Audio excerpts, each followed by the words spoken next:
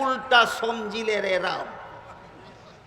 এটা একটা কাহিনী আছে উর্দু ভাষায়, এটা উল্টা সমজিলে রে রাম। কাহিনীটা বলবো? 1-2 মিনিটে বলি। হিন্দু একটা লোক অন্ধ, হিন্দু একটা লোক অন্ধ চৌরাস্তার মোহনায় বসে বসে ভিক্ষা করে। মুসলমানে ভিক্ষা করলে তো কয়, ও আল্লাহ, ও আল্লাহ, ও আল্লাহ, আল্লাহর ওয়াস্তে আমাকে 1 টাকা দেন, আল্লাহর ওয়াস্তে 5 টাকা দেন, আল্লাহর ওয়াস্তে ডক্টর। হিন্দু আল্লাহ ডাকে না রাম ডাকে? কয় হিন্দু উর্দু ভাষাভাষী তো এই ভিখারি অন্ধ হিন্দু ভিখারি ভিক্ষা করে আর কয় 1 টাকা দেলা দে রে রাম। ও রাম, আমার 1 টাকা কোনো মানুষের দ্বারা আমাকে দেওয়াই দাও। ডাকতে ডাকতে ডাকতে ডাকতে একটা লোকের দয়া হইছে, হিন্দু ভিখারিকে 1 টাকা দিছে। সে মনে মনে ভাবে, রামকে বললে তো রামে শুনে, 1 টাকা পাওয়ার জন্য বলছিলাম, রাম তো 1 টাকা দিল একজনের মাধ্যমে, তাইলে এত কম চাইব কেন, 10 বেশি চাই। এখন কয় 10 টাকা দেলা দে রে রাম। আরেক ব্যক্তির দয়া হইল, 10 টাকা দিল। আবার কয় 100 টাকা দেলা দে রে রাম, এক লোকে 100 টাকা দিল। এখন বলে বাড়ির থেকে আমার প্রতিদিন চৌরাস্তায় আসতে আর এখান থেকে ফিরে বাড়ি বন্ধ অবস্থায় হেঁটে যেতে আবার বড় কষ্ট হয়। একটা গুড়া যদি রামের কাছে চাই, তাহলে একটা গুড়া দিলে আমি প্রতিদিন গুড়ার পিঠে সোয়ার হয়ে এখানে আসবো, আবার বিকালে গুড়ার পিঠে সোয়ার হয়ে চলে যাব। এমত অবস্থায় এই হিন্দু অন্ধ ভিখারি রামকে ডাকে আর বলে, একটা গুড়া দেলা দে রে রাম। এখন রামের কাছে কি চায়? গুড়া চায়। এমত অবস্থায় এক নবাব একটা গুড়ি নিয়ে এই রাস্তা দিয়ে আসতেছিল, গুড়ির সাথে গুড়ির বাচ্চাও। বুড়ি তো নবাবকে পিঠে নিয়ে দৌড়ে যেতে পারে, কিন্তু বাচ্চাটা হেঁটেও যেতে পারে না, বাচ্চা পিছনে পড়ে থাকে। এই জন্য নবাবে গুড়ি দৌড়িয়ে সামনে দিকে যেতে পারে না। এই সংকটে আছে নবাব। এখানে এসে যখন শুনলো একটা লোক বলতেছে, 1 গুড়া দেলা দে রে রাম, এর অর্থ হইল 1 গুড়া আমাকে দাও। নবাবে বুঝলো যে আমার 2টা, একটা হাঁটতে পারে না আর একটা হাঁটতে পারে, যেটা হাঁটতে পারে না এটা তাকে দিতে বলছে। তখন সে বলে, এই ভিখারি শোন, আমার গুড়ির বাচ্চা কোন যুক্তিতে নাকের ভিতরে কোনো নাফাক লেগেছিল? 2 কোন যুক্তিতে? এই সমস্ত পণ্ডিতেরা যুক্তি খুঁজে পায় না। ইমন পণ্ডিতের কাহিনী কিতাবে লেখা আছে, এত লম্বা সময় আমার হাতে নাই, থাকলে আপনাদেরকে বলতাম। আজকে ওই দিক বাদ দেন, আপাতত এটা শুনেন। তার নবী লেখেন, আমি আমার বিবির সাথে মিলামিশা করলাম, মাথার চুলের গোড়ায় কোনো নাপাক লাগলো না, 2 কোন যুক্তিতে। আমি আমার বিবির সাথে মিলামিশা করলাম, মুখের ভিতরে কোনো নাফাক লাগলো না, 2 কোন যুক্তিতে। নাকের ভিতরে কোনো নাফাক লাগলো না, 2 কোন যুক্তিতে। সমস্ত শরীরে নাফাক লাগলো না, সমস্ত শরীর 2 কোন যুক্তিতে। থানবী লেখেনের যুক্তি হলো, যাদের অভিজ্ঞতা আছে তারা জবাব দিবেন, যাদের অভিজ্ঞতা নাই তারা চুপ থাকবেন। আরো পরিষ্কার করে কই, যারা বিয়া করছেন জবাব দিবেন, যারা বিয়া করছেন না চুপ থাকবেন, যুক্তিটা বোঝার জন্য। থানবী রহমতুল্লাহ বলেন, স্বামী স্ত্রীর মিলামিশার পর উভয়ের শরীর এমন অলস হয়, এমন ক্লান্ত হয়, বিছানা ছেড়ে উঠতে মনে চায় না। ঘন্টার পর ঘন্টা শুধু বিছানায় পড়ে ঘুমিয়ে থাকতে মনে চায়। এটা বলতে পারবে কারা? অবিবাহিত যারা। তাইলে অবিবাহিতরা চুপ থাকুক, আপনারা যারা বিবাহিত আপনারাই বলুন। স্বামী স্ত্রী মিলামিশা সমাপ্ত করার পর সাথে সাথে শরীর চাঙ্গা হয়ে যায় না চূড়ান্ত অলস হয়ে যায়? এই অলসতা শুধু নাফাক অঙ্গ দইলে দূর হয় না, এই অলসতা শুধু কুলি করলে দূর হয় না, এই অলসতা শুধু নাকে ফানি দিলে দূর হয় না, মাথার থেকে পাও পর্যন্ত সমস্ত শরীর ধুইলে এই অলসতা দূর হয়ে যায়। সুতরাং ইসলামের বিধানগুলি অযৌক্তিক না চূড়ান্ত যুক্তিসম্মত। এই জন্য থানবী লেখেন, ইসলামে এমন কোনো বিধান নাই যার পক্ষে চূড়ান্ত কোনো যুক্তি না। সুতরাং রাসূল যে বললেন, তুমি যদি আলেম হতে না পারো, আলেমের ছাত্র হতে না পারো, আলেমের কথা শোনারও সুযোগ না পাও, আলেমকে মহব্বত করো, এই মহব্বতের কারণেই তুমি জাহান্নাম থেকে নাজাত পাবে, কোন যুক্তিতে? এবার আসেন এটার যুক্তি। ধরুন একটা বাচ্চা তার মায়ের গর্ভে থাকা অবস্থায় তার বাবা মারা গেল, হয় না এমন? এই বাচ্চাটা ভূমিষ্ঠ হওয়ার পরে এতিম হইল না মায়ের গর্ভে এতিম হইল? মায়ের গর্ভ থেকে এই এতিম বাচ্চাটা ভূমিষ্ঠ হওয়ার পর তার বাবা না থাকার কারণে তার চাচা তাকে লালন পালন করলো, লেখাপড়া শিখাইয়া মানুষ রূপে গড়ে তুলল। বলুন তো, বাচ্চাকে লালন পালন করে লেখাপড়া শিক্ষা দিয়ে মানুষ রূপে গড়ে তোলার আসল দায়িত্বটা কার? বাবা না থাকার কারণে এই বাবার দায়িত্ব কে পালন করে দিল?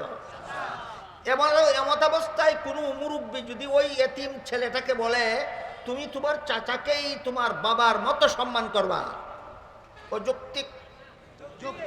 কোন যুক্তি? এবার বলুন কোন যুক্তি? যুক্তি একটাই, তোমার চাচাই তোমাকে বাবার কাজ করে দিয়েছে, এই যুক্তিতে তোমার চাচাকেই বাবার মতো সম্মান করবা। বলুন কোন যুক্তি? চাচাই বাবার কাজ করে দিয়েছে, এই যুক্তি। ঠিক তেমনি ভাবে রসুলের চাচাতো ভাই হযরত আব্দুল্লাহ ইবনে আব্বাস রাদিয়াল্লাহু তাআলা আনহু বলেন, আল্লাহ কোরআনে নবীকে যেভাবে সম্মান করার হুকুম দিয়েছেন, এই নবীর সমস্ত উম্মতেরা আলেমগণকেও হুবহু নবীর মতোই সম্মান করতে হবে। কি যুক্তি? যুক্তি হলো মানুষকে, দুনিয়ার মানুষকে জাহান্নাম থেকে বাঁচার পথ দেখাবার দায়িত্ব ছিল নবীগণের। সারা দুনিয়ার সমস্ত মানুষকে জাহান্নাম থেকে বাঁচার পথ দেখাবার দায়িত্ব ছিল কাদের? নবীগণের। তোমাদের নবী শেষ নবী, এই নবীর বিদায়ের পরে আল্লাহ আর কাউকে নবী বানাবেন না। এরপর থেকে কিয়ামত পর্যন্ত লক্ষাধিক নবী রসুলের দায়িত্ব একমাত্র আলেমগণ পালন করে যাবেন। সুতরাং নবী থাকলে নবীকে যেভাবে সম্মান করতে হতো, নবী থাকলে নবীকে যেভাবে মহব্বত করতে হতো, নবীর অবর্তমানে আলেমকে সেভাবেই মহব্বত করতে হবে, সেভাবেই সম্মান করতে হবে। এবার বলুন যে সমস্ত পণ্ডিতের মাথায় ধরে না মৌলবীরে মহব্বত করব কেন? এই ইসলামের এই বিধানের পক্ষে যুক্তি আছে কিনা? কি যুক্তি? আলেমগণ নবীগণের কাজ করেন, আলেমগণ নবীগণের কাজ করে। এই জন্য আল্লাহ রাসূল বলেন আলেমকে মহব্বত করো, এই মহব্বতটাই হবে তোমার জাহান্নাম থেকে বাঁচার পথ। কত নম্বর? 4 নম্বর। আর কয়েক মিনিট ধৈর্য ধরে বসবেন যদি বলেন আলেমগণকে মহব্বত করার কারণে জাহান্নাম থেকে গুনাহগার বাঁচবে কিভাবে, সেই ঘটনা বলে আজকের কথা শেষ করি।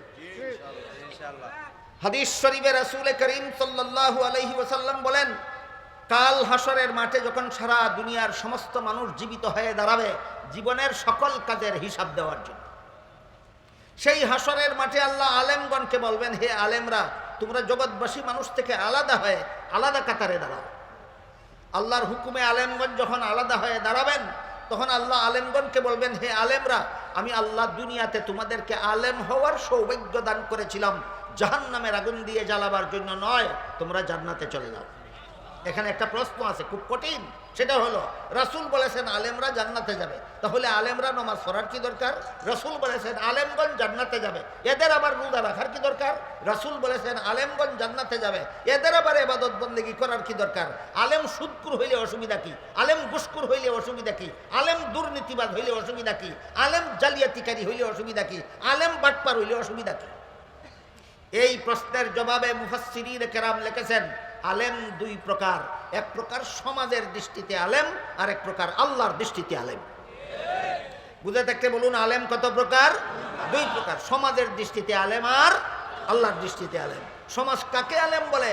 কুরআন হাদিসের এলেম যিনি শিখেছেন সমাজ তাকেই আলেম বলে। এই কথাটা বোঝা কঠিন কিছুই না, একেবারে সোজা। সমাজ কাকে আলেম বলে? কুরআন হাদিসের এলেম যিনি শিখেছেন সমাজ তাকেই আলেম বলে।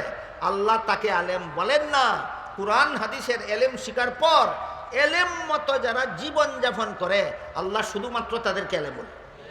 বুঝে থাকতে বলুন তো সমাজের দৃষ্টিতে আলেম আর আল্লাহর দৃষ্টিতে আলেমে পার্থক্য আছে কিনা? এলেম শিখলেই সমাজে আলেম কয়, এলেম মতো জীবন যাপন করলে আল্লাহ আলেম কয়। একমাত্র কওমি মাদ্রাসার টার্গেট আপনাদের সন্তানদেরকে আল্লাহর দৃষ্টিতে আলেম রূপে তৈরি করা। এর প্রমাণ এলিম না শিখলে যেভাবে শাসন করা হয় কওমি মাদ্রাসায়, এলিম মতো আমল না করলে সেভাবেই শাসন করা হয়। কওমি মাদ্রাসা ছাড়া দুনিয়াতে এমন কোন শিক্ষা প্রতিষ্ঠান পাবেন না যেখানে এলিম মতো আমল না করলে শাসন করা হয়, এমন কোন প্রতিষ্ঠান বর্তমান দুনিয়াতে নাই, একমাত্র কওমি মাদ্রাসা ছাড়া। সুতরাং একমাত্র কওমি মাদ্রাসার লক্ষ্য হলো আপনাদের সন্তানদেরকে আল্লাহর দৃষ্টিতে আলেম রূপে গড়ে তোলা। রাসূল বলেন আল্লাহর দৃষ্টিতে যারা আলেম আল্লাহ তাদেরকে বলবেন তোমরা জান্নাতে চলে যাও। এবার বলুন আল্লাহর দৃষ্টিতে আলেম হলেও বেনামাজি হতে পারবে? আল্লাহর দৃষ্টিতে আলেম হলেও দুর্নীতিবাজ হতে পারবে? আল্লাহর দৃষ্টিতে আলেম হলেও জালিয়াতিকারী হতে পারবে না। এই সমস্ত আলেমদেরকে আল্লাহ যখন বলবেন তোমরা জান্নাতে যাও, অন্য হাদিসে রাসূল বলেছেন আল্লাহর হুকুমে আলেমগণ যখন জান্নাতে যাবেন এমত অবস্থায় কিছু গুনাহগার মুসলমান আলেমদেরকে পিছন থেকে ডাকবে। এরা আলেমও নয় আবার গুনাহগারও। ডাকবে আর বলবে, হুজুর আমি দুনিয়াতে আপনাকে এক গ্লাস পানি পান করাইছিলাম, এর মূলে কারণ ছিল আমি আপনাকে ঘৃণা করতাম। না মহব্বত? আরেকজন গুনাহগার মুসলমান জান্নাতে যাওয়ার পথে পিছন থেকে আলেমকে ডাকবে, ডেকে বলবে, হুজুর আমি দুনিয়াতে আপনাকে এক বদনা উজুর পানির ব্যবস্থা করে দিয়েছিলাম ঘৃণার কারণে না মহব্বতের কারণে। এইভাবে যে যা করেছিল বলবে। এরপরে বলবে, কিন্তু আজকে আমাদের গুনার কারণে আল্লাহ হুকুম দিয়েছেন জাহান্নামে যাওয়ার জন্য। আল্লাহর রাসূল বলেন, গুনাহগার মুসলমানদের মুখে এই কথা শুনে আলেমগণ যাচ্ছিলেন কোথায়? যার যার জান্নাতে, যার যার জান্নাতে। গুনাহগার মুসলমানদের মুখে এই কথা শুনে আলেমগণ নিজেদের জান্নাতে যাওয়া বিরতি দিয়ে দাঁড়িয়ে যাবেন, ভাববেন আমার জান্নাতে আমি পরে যাই, শেষ চেষ্টাটা করে দেখি গুনাহগার মুসলমানকে জাহান্নাম থেকে বাঁচানো যায় কিনা। এই জন্য অন্য হাদিসে উল্লেখ আছে, আল্লাহ রাসূল বলেছেন আল্লাহ এবং আল্লাহর রাসূলের পরে আলেমগণের চেয়ে বড় জনদরদি জগতে আর কেউ নাই। রাসূল বলেন আলেমগণ নিজেদের জান্নাতে যাওয়া বিরতি দিয়ে দাঁড়িয়ে যাবেন, দাঁড়িয়ে আল্লাহকে বলবেন, আল্লাহ এই লোকটা ঠিকই বলেছে, আমাকে মহব্বত করতে বলেই একদিন আমাকে এক গ্লাস পানি পান করিয়েছিল। ওই লোকটা ঠিকই বলেছে, আমাকে মহব্বত করতে বলেই একদিন আমাকে এক বদনা উজুর পানির ব্যবস্থা করে দিয়েছিল। আমি আপনাদের কাছে জিজ্ঞাসা করতে চাই, এক গ্লাস পানি পান করাতে কত টাকা লাগে? এক বদনা উজুর পানি সংগ্রহ করে দিয়ে যে 1000 টাকা লাগে? এক পয়সাও লাগে না। তাহলে আলেমকে মহব্বত করতে কি লাগে? টাকা পয়সা লাগে না, শুধু এমন একটা অন্তর লাগে যে অন্তরে উপলব্ধি করবে নবীগণের কাজ করে যাচ্ছে, নবীগণের কাজ করে যাচ্ছেন আলেমগণ। এই অনুভূতিওয়ালা একটা অন্তর লাগে, শুধু এই অন্তরওয়ালাই শুধু পারবে আলেমগণকে মহব্বত করতে। আলেমগণ দাঁড়িয়ে আল্লাহকে বলবেন, আল্লাহ এই লোকটা ঠিকই বলেছে, আমাকে মহব্বত করতে বলি আমাকে এক গ্লাস পানি পান করাইছিল। ওই লোকটা ঠিকই বলেছে, আমাকে মহব্বত করতে বলি আমাকে এক বদনা উজুর পানির ব্যবস্থা করে দিয়েছিল।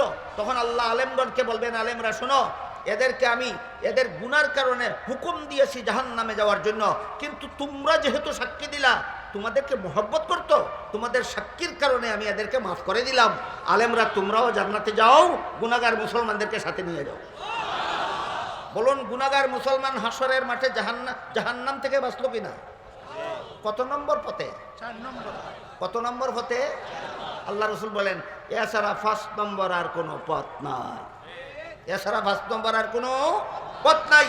সুতরাং আল্লাহ আপনাদের আমাদের সবাইকে এই 4 পথের কোনো না কোনো পথে জাহান্নাম থেকে বাঁচার সৌভাগ্য দান করুন। সবাই বলুন আমিন। সুবহান রাব্বিকা রাব্বিল ইজ্জাতি আম্মা ইয়াসিফুন ওয়া সালামুন আলাল মুরসালিন আলহামদুলিল্লাহি রাব্বিল আলামিন।